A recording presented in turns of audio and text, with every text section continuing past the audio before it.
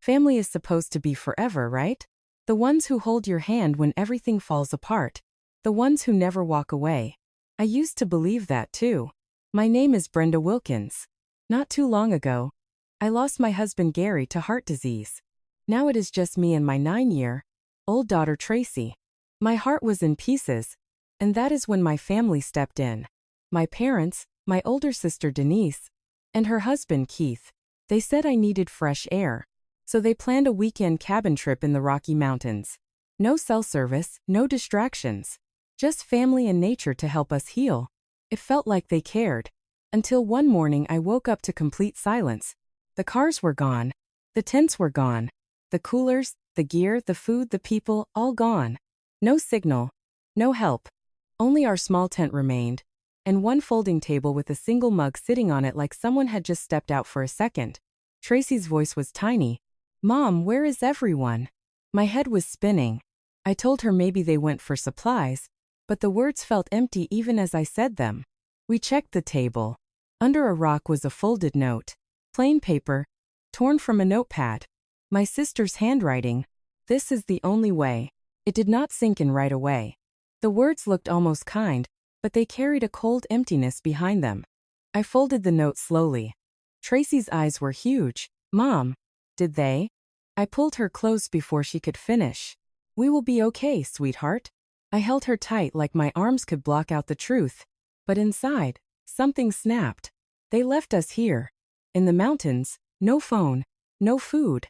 With a child. Tire tracks in the grass showed exactly where the vehicles had been. And just like that, our nightmare in the wilderness began. If this story shocks you, hit like and subscribe for more family dramas that reveal the truth. Your support keeps these real stories coming. Now let me tell you what happened next. That morning after the walk, the emptiness hit harder than the cold air. Tracy and I stood frozen for what felt like minutes, staring at the bare ground where the other tents had been. The fire pit was cold ash. The coolers had vanished.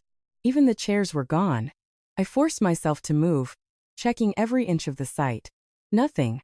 No footprints leading away. No signs they had packed in a hurry. Just the deliberate absence of everything we needed to survive. I knelt by the table again. The note was still there under the rock. I did not reread it. I already knew what it meant. Tracy tugged my sleeve. "Mom, what do we do now?" Her voice was steady, but her fingers were ice. "We take stock," I said. "We figure out what we have left and we move." Our tent was untouched. Inside were 2 sleeping bags, my backpack, and Tracy's small day pack. I emptied everything onto the ground. 2 full water bottles, 3 protein bars, a small lighter, an old compass from Gary's hiking days, a few napkins. That was it. No first aid kit. No extra clothes. No map. Just enough to buy us a little time. Not enough to make it easy. I looked toward the stream that ran behind the cabin. It was narrow but steady, cutting through the pines. Water meant a way out. Streams lead to rivers. Rivers lead to roads. Roads lead to people. I told Tracy we would follow it downstream. She nodded without argument. She helped me pack the tent. We folded it tight, strapped it to my back. She carried the lighter and napkins in her pack. I carried the rest. We each took 1 water bottle. The protein bars went into my pocket. We left the empty site behind without looking back. The first day was mostly walking. The trail along the stream was rocky, uneven. My boots slipped on wet stones. Tracy stayed close, stepping where I stepped. We did not talk much. There was no need. Every few minutes I checked the compass to make sure we were heading roughly north toward lower ground. The sun climbed high, then started dropping. By late afternoon my legs burned. Tracy's pace slowed. We stopped when the light turned gold. I set up the tent near the water on a flat patch of pine needles. No fire yet. I did not want to risk smoke until I knew we needed it. We split 1 protein bar. Half for her, half for me. She ate slowly, watching me. "You already ate, right?" she asked. I nodded. Lie. She did not push. She just sipped water and curled into the sleeping bag early. Night came fast in the mountains. The temperature dropped sharp. I lay awake listening to the stream and the occasional snap of branches. I kept replaying the note in my head. This is the only way. Denise's handwriting. My sister. The person who used to steal my clothes and cover for me when I snuck out. Now this. I pushed the thought down. Anger would come later. Right now we needed to stay alive. Day 2 started with frost on the tent. Tracy woke shivering. I gave her the last of the warm water from yesterday. We packed quickly. No breakfast. The protein bars were down to 2. I told her we would find something today. She believed me. I was not sure I believed myself. We walked. The stream widened a little. The trees thinned in places. Around midday I spotted bushes with dark clusters. Blackberries. I tested one. Sweet. Not bitter. I picked a handful, checked for bugs. Handed them to Tracy. She ate carefully. We filled our palms again and again until our fingers were stained. It was not much, but it was something. Energy. A small win. We kept moving. The compass needle stayed steady. My shoulders ached under the pack. Tracy's sneakers were getting muddy. But we did not stop. Not until the sun dipped low again. We found another flat spot by the water. I risked a tiny fire this time. Just enough to warm our hands. We ate the second protein bar, saving the last one. Tracy leaned against me. Mom? Yeah? We are going to make it home, right? I kissed the top of her head. Yes, we are. That was day 2. 2 days down, 6 to go. By day 3, the hunger had stopped being a feeling and become a constant weight in our bones. Tracy moved slower now. Her steps dragged on the rocky path beside the stream. Dark circles appeared under her eyes. She did not complain, but I could see it in the way she paused more often to catch her breath. We had finished the last protein bar the night before. The blackberries from yesterday were long gone. Water from the stream kept us going, but it was not enough. I kept us moving until midday. Then I stopped us in a small clearing where the sunlight broke through the pines. We needed food. Real food. I told Tracy to sit on a flat rock while I looked around. The bushes nearby had more clusters, but different this time. Service berries, small and purple-blue. I tasted one. Tart but safe. I gathered a double handful and brought them back. We ate slowly, one berry at a time. It was not filling, but it stopped the sharp edge of the emptiness inside us. We kept walking. Late in the afternoon I spotted taller plants with white flowers, wild onions. The bulbs were small, but they had a strong smell when I pulled one up. I cleaned them in the stream and we chewed the roots raw. They burned the tongue a little, but the flavor was something solid after days of almost nothing. Tracy made a face but swallowed. Good job, I told her. She gave a small smile. The first one in 2 days. As the light started to fade, we found something better than berries. A narrow game trail cut through the underbrush. I followed it a short distance off the stream. There, standing still about 30 yards away, was a young deer. It lifted its head, ears forward, watching us. Tracy froze. I put a hand on her shoulder. Do not move fast, I whispered. The deer stared for a long moment, then turned and bounded away through the trees. We did not chase it. We could not. But seeing it alive and strong gave me a strange kind of hope. Life was still here. We just had to keep going. That night, we camped in a sheltered spot between 2 large boulders. I built a small fire again, careful to keep the smoke low. We warmed our hands and shared the last of the service berries. Tracy fell asleep quickly. I stayed awake watching the flames. My mind drifted to the books Gary used to read aloud on quiet evenings. One was about edible plants in the Rockies. He had marked pages with notes in the margins. Willow bark for pain and fever. Dandelion greens for vitamins. I wished I had brought that book, but the memory was enough to guide me tomorrow. Day 4 began colder than the last. Frost coated the grass. Tracy woke shivering harder than before. Her teeth chattered when she tried to speak. I touched her forehead. Warm, but not burning yet. I knew we could not wait. We packed and moved again, but slower. Around noon, we reached an old structure half hidden by vines. A ranger shack, abandoned years ago. The roof sagged, but it still held. Inside was dust and cobwebs, a rusted can that once held salt, and a few broken shelves. No food, but shelter from the wind. I helped Tracy sit against the wall. She was shaking. I went outside and searched the edges of the clearing. Willow trees grew near the stream. I cut thin branches with my nails and a sharp stone, peeled the bark and brought it back. I boiled water over a new fire and steeped the bark into a weak tea. It tasted bitter like old wood, but it was the closest thing to medicine we had. I helped Tracy sip it slowly. She grimaced but drank. I wrapped her in both sleeping bags and sat beside her, rubbing her arms to warm them. The tea seemed to help a little. Her shivering eased after an hour. She leaned her head on my shoulder. Thanks, Mom. I kissed her hair. Rest now. We would stay here tonight. Tomorrow we would keep going. But for the first time since the note, I felt a small shift inside me. We were still here. We were fighting. And that was enough for today. The storm hit on day 5 without any warning. One minute the sky was gray but calm. The next, wind ripped through the trees and rain slammed down like a solid wall. Thunder cracked so loud it shook the ground. Lightning flashed white across the boulders we had sheltered against the night before. Water poured in sheets.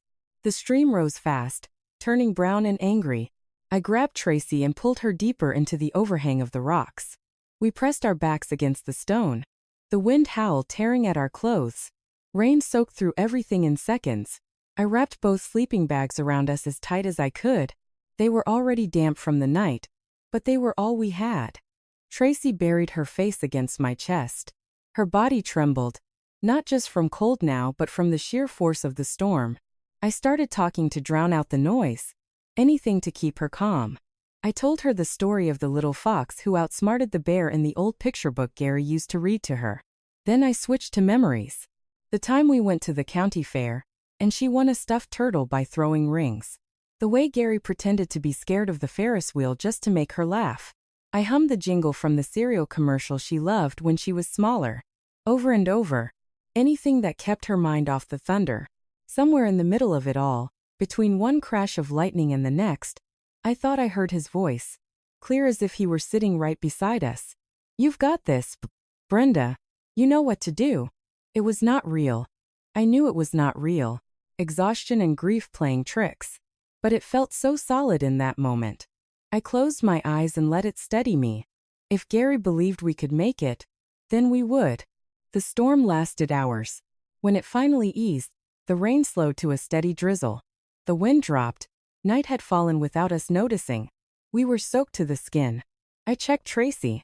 Her breathing was even, but she was still shaking.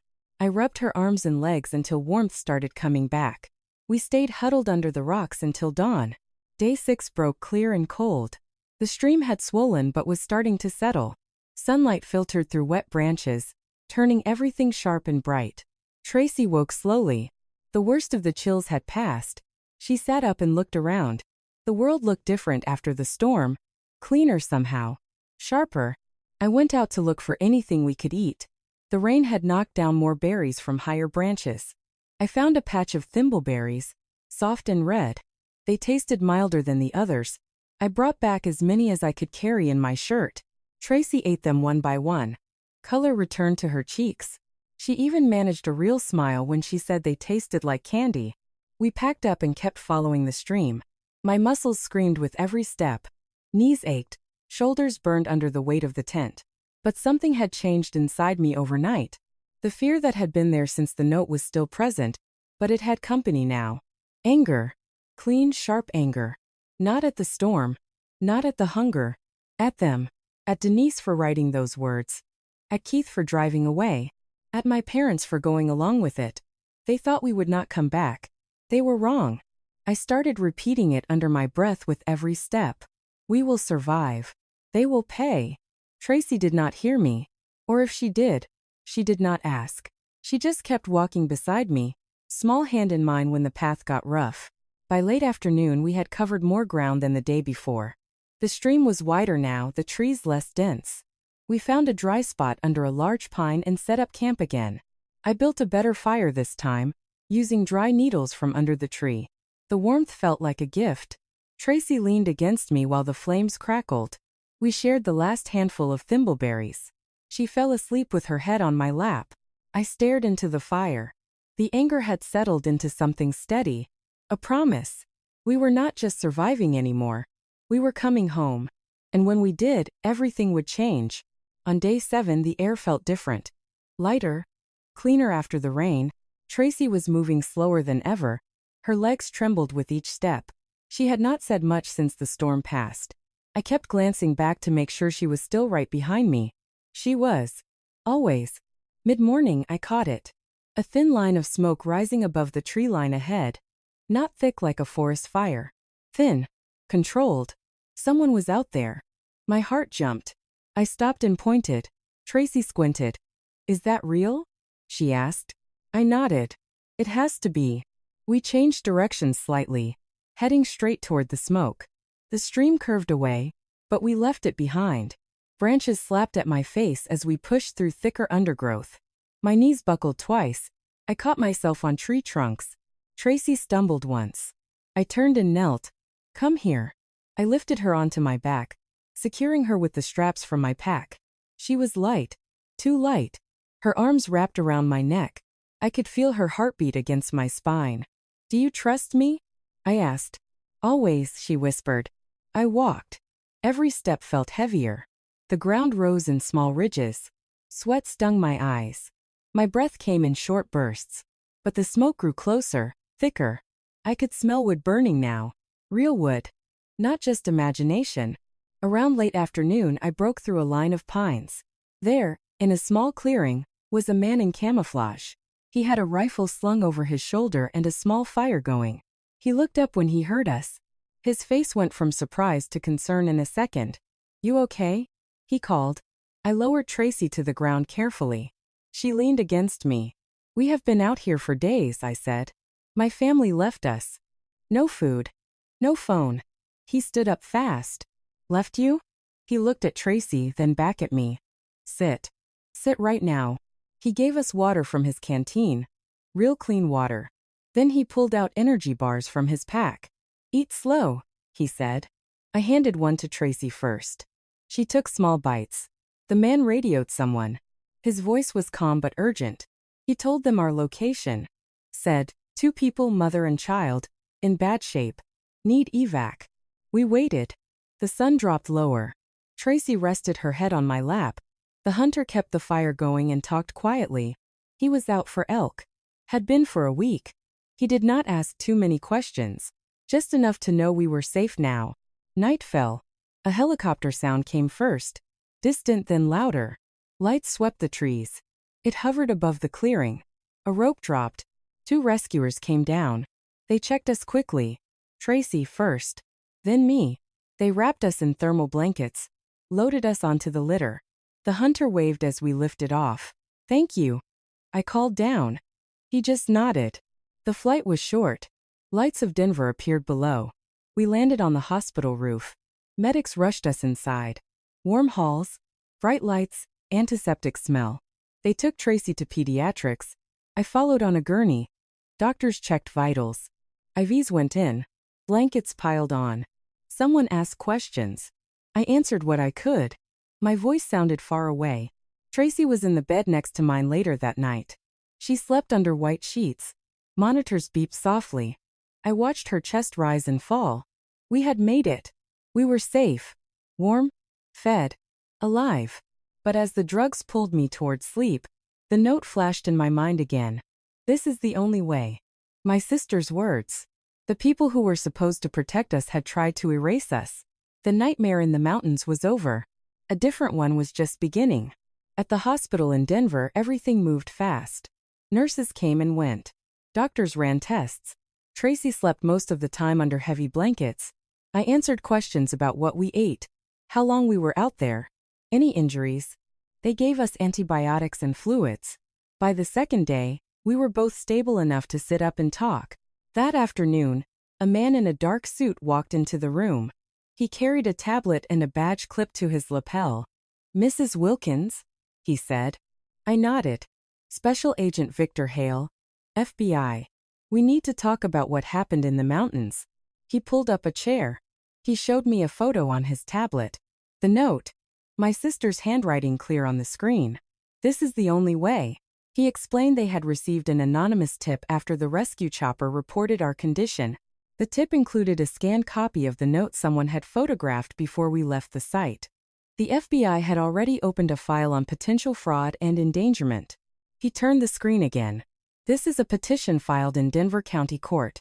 Your sister Denise Fowler submitted it 2 days after you were reported missing. She claimed you and Tracy had wandered off voluntarily due to severe depression following your husband's death. She attached the note as evidence of intent. They requested a presumptive death ruling for both of you. My stomach dropped. Presumptive death? Agent Hale nodded. It would allow the family to access your assets, including a $1 million life insurance policy on you and Tracy, and control of your bookstore chain. They also submitted a will, supposedly signed by you 6 months ago. It names Denise as primary beneficiary and executor. I stared at the document on the screen. The signature looked like mine at first glance, but the loops on the letters were wrong. Too round. Too perfect. That is not my signature, I said. I signed my real will 3 years ago. Everything goes to Tracy. Nothing to my sister or anyone else. He made a note. We flagged the will immediately. The notary who stamped it is Randall Moss. He has a history of questionable notarizations. We brought him in for questioning yesterday. He is cooperating. He admitted Denise provided the document and pressured him to notarize without seeing you in person, in exchange for a promised share of the business proceeds. I felt the room tilt. They planned this.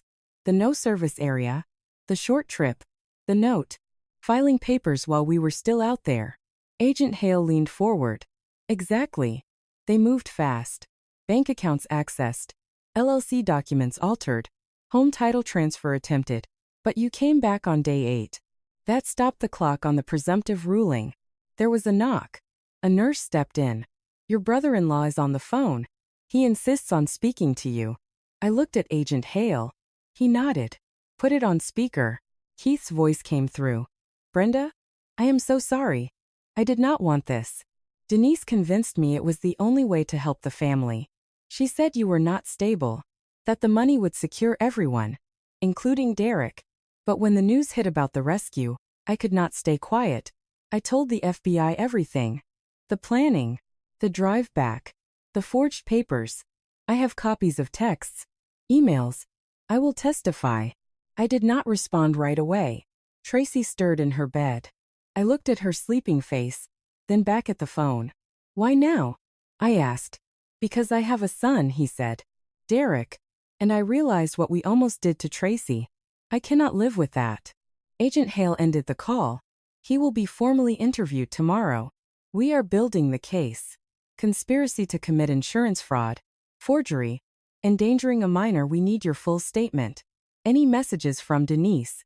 Photos? Records from your bookstore? Anything? I nodded. Take it all. I have texts where she pushed the trip. Voicemails sounding concerned but asking odd questions about the insurance. Bank statements showing unusual inquiries. Everything. He stood. We will coordinate with local detectives and the district attorney. Attorney Paula Reed from the Public Defender's Office will meet you tomorrow to represent your interests. She specializes in estate fraud cases. As he left, I looked at Tracy again. She was awake now, watching me. Mom? Who was that? I took her hand. Someone who is going to help us make sure this never happens again.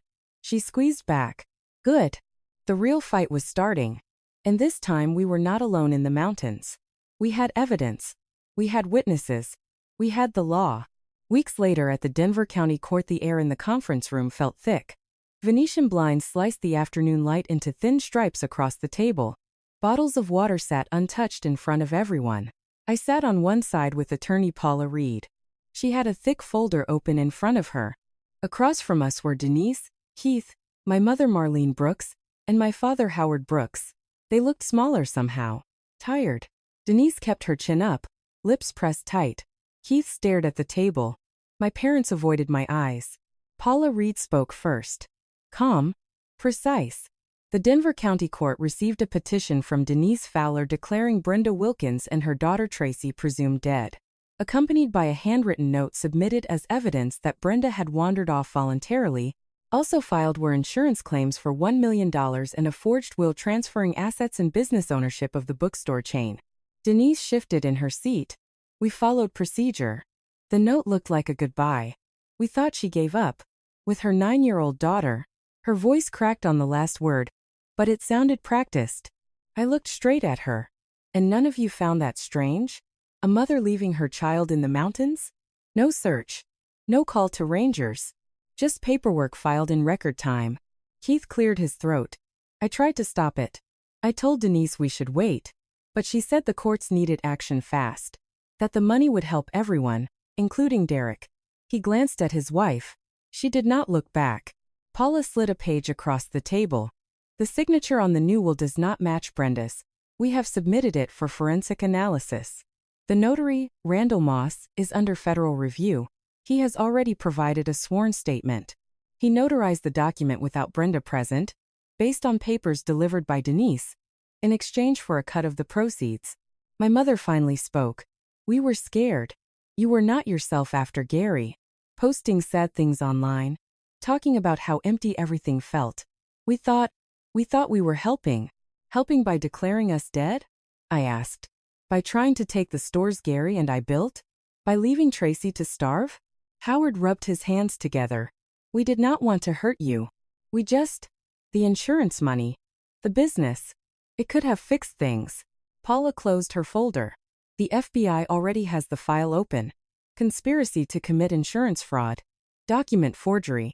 Attempted unlawful inheritance. Endangering a minor. The evidence includes the original note.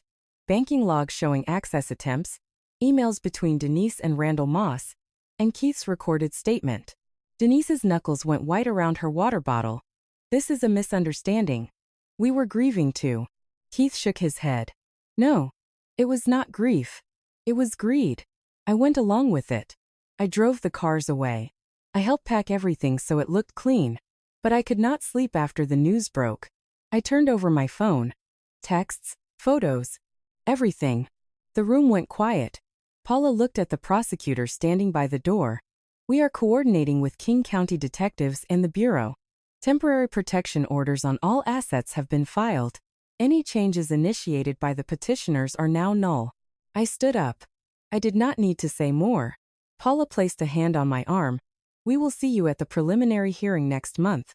Outside the courthouse, the air was crisp. Tracy waited in the car with a social worker. She waved when she saw me. I got in and held her hand. They are going to pay for what they did, I told her quietly. Not with anger. With the truth. She nodded. I know, Mom. We already won the hard part. The media picked up the story that week. Headlines ran across local channels. Mother and daughter survived 8 days in the Rockies after family disappearance. Prosecutors questioned rapid death claims and financial motives. Reporters called. I said no to interviews. This was not their story anymore. It was ours. The preliminary hearing would come soon. More evidence. More questions. But for the first time since waking up to silence in the mountains, I felt the ground steady under me. The people who tried to erase us were now the ones exposed. And the law was finally on our side. 8 months into the trial, the courtroom in Denver County felt smaller than it had at the start. The same wooden benches. The same high ceiling. But the weight in the air had shifted. Witnesses had come and gone. Handwriting experts testified about the forged signature. Bank officials read aloud transaction logs showing attempted transfers. Emails between Denise and Randall Moss were projected on the screen. Keith took the stand for 3 full days. He spoke quietly but clearly. He detailed every meeting, every decision, every lie. Tracy never had to testify. I made sure of that. Paula Reed fought to keep her out of the room. The judge agreed. My daughter stayed home with a trusted friend those weeks. She painted pictures. She read books. She asked me every evening if it was almost over. I told her yes. And I meant it. After 4 days of deliberation, the jury returned. The foreman stood. We, the jury, find the defendants guilty on all counts. Conspiracy to commit insurance fraud. Forgery of documents. Attempted unlawful inheritance. Endangering a minor. Denise received 15 years. Eligible for parole after 10. Keith got 5 years probation. His full cooperation and remorse factored heavily. Marlene Brooks and Howard Brooks each received 10 years. Parole possible after 6. The courtroom was silent when the sentences were read. No outbursts. No tears from the defense table. Just the quiet click of handcuffs. The fallout came fast. Their house in the suburbs went into foreclosure. Denise lost her job at the bank. Keith's driving license was suspended. Social circles closed. Friends distanced themselves. The community did not forgive easily. They had tried to erase a mother and child for money. That kind of betrayal lingers. I did not go to the sentencing hearing. I did not need to see them in orange jumpsuits. I had already seen enough. Paula Reed called me that afternoon. It is over, she said. The assets are fully restored. The insurance claim dismissed. The bookstore chain is yours again. Protect it. Tracy and I moved a month later. A small house on the edge of Denver. Nothing fancy. A yard with good soil. I planted a rose bush in the center. The same kind Gary used to tend in our old backyard. Tracy helped dig the hole. She patted the dirt down carefully. This one is for Daddy, she said. I nodded. And for us. We started routines again. Breakfast on weekends. Blueberry picking at the farm nearby. Movies with too much popcorn. Tracy took up painting. Bright colors. Bold lines. I started smiling without forcing it. The scars did not vanish. But they stopped aching every day. I never spoke to them again. No calls. No letters. No visits. The door closed. Locked. I chose that. Tracy chose it with me. We did not need explanations. We did not need apologies. What they did could not be undone with words. Sometimes family is not who shares your blood. It is who chooses you. Who stays when the world falls apart. Who fights for you when no one else will. I chose her. She chose me. In that choice we found our strength. True family is choice, not blood. Justice comes from strength and law. Not revenge. Not forgiveness forced. But from standing up. From speaking the truth. From refusing to disappear. If you have ever felt the sting of betrayal from the people closest to you, know this. You are not alone. You can survive it. You can rebuild. And when you do, the life you create will be stronger than the one they tried to take. Thank you for staying with us until the end. If Brenda and Tracy's story moved you, if it reminded you that resilience and truth can overcome even the deepest betrayal, please like, subscribe, and share it with someone who needs to hear it. Your support keeps these stories alive. Now I am listening. Have you ever had to rebuild after someone you trusted let you down? Tell me in the comments. I read every one.